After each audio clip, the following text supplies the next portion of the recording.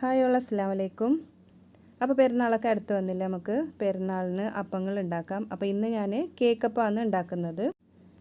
നല്ല ടേസ്റ്റി ആയിട്ടുള്ള, നല്ല സോഫ്റ്റ് ആയിട്ടുള്ള, ഉള്ളിൽ നല്ല സോഫ്റ്റ് ആയിട്ടുണ്ടാവും, പിന്നെ പുറമെ നല്ല ക്രിസ്പി ആയിട്ടുള്ള കേക്ക് അപ്പം ഉണ്ടാക്കാം. ആദ്യം ഒന്ന് മുട്ട ബീറ്റ് ചെയ്തെടുക്കണം. അപ്പോൾ മിക്സിയിലിട്ടിട്ട് ബീറ്റ് ചെയ്തെടുത്താൽ മതി, ബീറ്ററിൻ്റെ ആവശ്യമൊന്നുമില്ല. അപ്പോൾ 4 മുട്ട എടുത്തിട്ടുണ്ട്. അതിലേക്ക് 1 കപ്പ് പഞ്ചസാര ഇട്ട് ഇതൊന്ന് പഞ്ചസാര നല്ലതായിട്ട് പൊടിയുന്നവരെ ഒന്ന് ബീറ്റ് ചെയ്തെടുക്കാം. അതിനുശേഷം ഒരു ബൗളിലേക്ക് ഒഴിച്ച് കൊടുക്കുന്നുണ്ട്. അതിലേക്ക് ഒരു 2 നുള്ള് ഉപ്പ് ചേർത്ത് കൊടുക്കുന്നുണ്ട്. പിന്നെ ഒരു 1/4 ടീസ്പൂണ് ഏലക്കാപ്പൊടിയും ചേർത്ത് കൊടുക്കാം. 1/2 ടീസ്പൂൺ ബേക്കിംഗ് സോഡയും ചേർത്ത് കൊടുക്കുന്നുണ്ട്.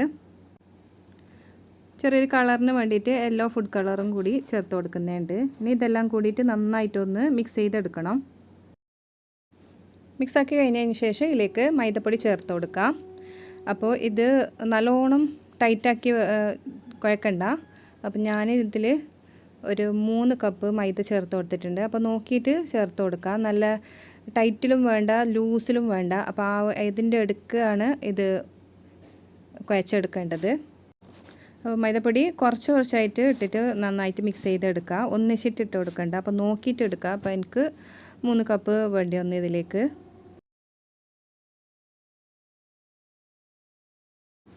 ഇതിലേക്ക് 1.5 ടേബിൾ സ്പൂണ് നെയ്യും കൂടി ചേർത്ത് കൊടുക്കുന്നുണ്ട്.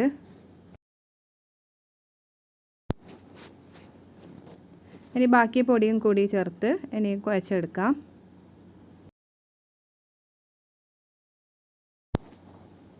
അപ്പോൾ അതാ ഇപ്പോൾ കുഴച്ച് കഴിഞ്ഞിട്ടുണ്ട്. ഈ ഒരു പരുവത്തിലാണ് വേണ്ടത്. കൈക്കോട്ടും തന്നെ ഉണ്ടാവും, അപ്പോൾ അത് പ്രശ്നമാക്കണ്ട. ഇത്രയും ലൂസിലാണ് കുഴച്ചെടുക്കേണ്ടത്. ഇനി മൂടി വെച്ച് ഒരു 4 മണിക്കൂർ റെസ്റ്റ് ചെയ്യാൻ വെക്കണം. ഇപ്പോൾ 4 മണിക്കൂർ കഴിഞ്ഞിട്ടുണ്ട്.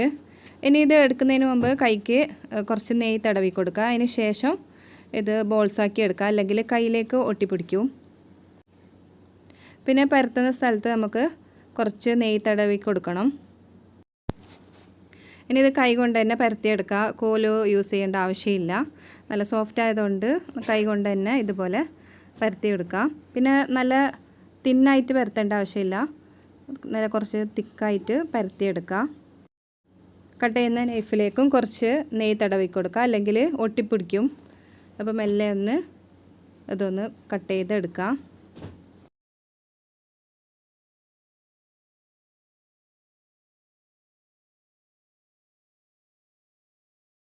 ഇനി ഇത് ഡയമണ്ട് ഷേപ്പിൽ ഇതുപോലെ കട്ട് ചെയ്തെടുക്കണം.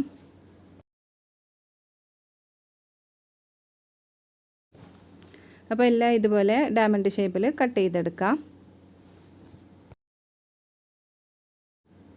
ഇനി എണ്ണ ചൂടാൻ വെച്ചിട്ടുണ്ടായിന്. അപ്പോൾ ഇനി ഫ്രൈ ചെയ്തെടുക്കാം. അപ്പോൾ മീഡിയം ടു ലോ ഫ്ലെയിമിൽ വേണം ഇത് ഫ്രൈ ചെയ്തെടുക്കാൻ, അല്ലെങ്കിൽ പെട്ടെന്ന് പുറമേ കരിഞ്ഞു പോവും, ഉള്ളിൽ വെന്തിട്ടും ഉണ്ടാവില്ല. അപ്പോൾ ഒരെണ്ണമായിട്ട് വേണം ഇത് ഇട്ട് കൊടുക്കാൻ, അല്ലെങ്കിൽ ഒന്നിച്ചിട്ടിടുമ്പോൾ അത് ഒട്ടിപ്പോവും ലൂസായിട്ടുള്ളതുകൊണ്ട്. എണ്ണയിലിട്ട് കഴിഞ്ഞാൽ ഇതുപോലെ നന്നായിട്ട് പൊങ്ങി വരും. ഇനി ഇടയ്ക്കിടയ്ക്ക് കയ്യിലുകൊണ്ട് ഒന്ന് ഇളക്കി കൊടുക്കണം.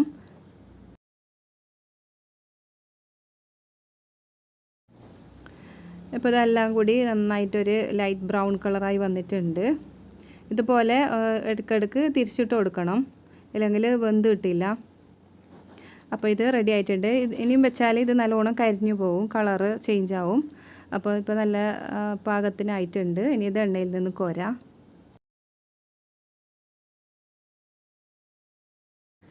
അപ്പോൾ ബാക്കിയുള്ളതും ഇതുപോലെ ഫ്രൈ ചെയ്തെടുക്കാം.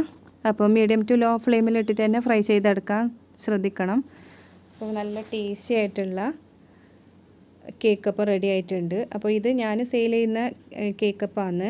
എനിക്ക് പെരുന്നാളിൻ്റെ ഓർഡർ നല്ലോണം കിട്ടിയിട്ടുണ്ട്. ഇതിൻ്റെ ഇത് പുറമെ നല്ല ക്രിസ്പിയും ഉള്ളിൽ നല്ല സോഫ്റ്റ് ആയിട്ടുണ്ട്.